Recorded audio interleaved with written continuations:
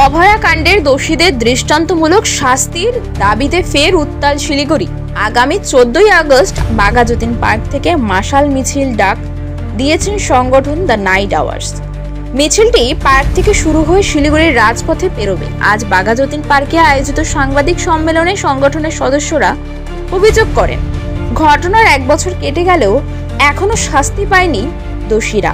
CBI ও পুলিশের ভূমিকায় ক্ষোভ প্রকাশ করে তারা জানান, নাগরিকদের একজোট হয়ে এই মিছিলে অংশ নিতে হবে, যাতে দোষীদের শাস্তির দাবিতে চাপ বাড়ে এবং ভবিষ্যতে এমন অপরাধ আর না ঘটে। সেই জন্য তার প্রতি শ্রদ্ধা জানিয়ে এবং আমাদের আগামী 14ই আগস্ট রাত্রেবেলা একটা মশাল মিছিল নাইট আওয়ার্সের তরফে করা হচ্ছে। তো সবাইকে, সারা শিলিগুড়িবাসীকে আহ্বান, তারা আসবেন, তাদের যেন ডাকতে না হয়, তাদের এই দায়িত্বের মধ্যেও পড়ে এই প্রতিবাদ। আমরা সেইটা জানানোর জন্যই আপনাদের আজকে মেনলি ডাকা। 9টা থেকে শুরু হবে, বাঘাযতীন পার্কের থেকে শুরু করে আমরা পুরো যতটা ঘোরা যায় ভেনাস মোড় হয়ে আমরা যতটা যেতে পারি, যত লোক সংখ্যা বাড়বে সেই অনুযায়ী ডিসিশন নেওয়া হবে। বদ্ধ ব্যাপার, এর সাথে সবাই নামুন একসঙ্গে।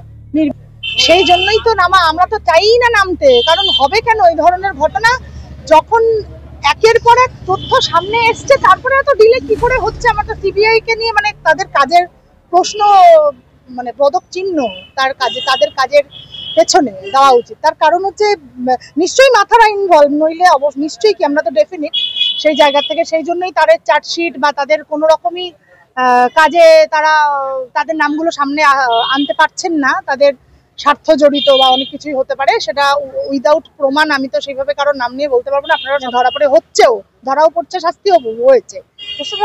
এত বড় একটা ঘটনা যেহেতু আরজি করে সাংঘাতিক সব র্যাকেট চলে, সেটাও সামনে এসছে। সেটার জন্যেই তাদের পেছনে যারা আছে তারাই ধরা পড়তে তো দেবে না, এটা জানা কথা, কিন্তু হতে তো হবে। হ্যাঁ।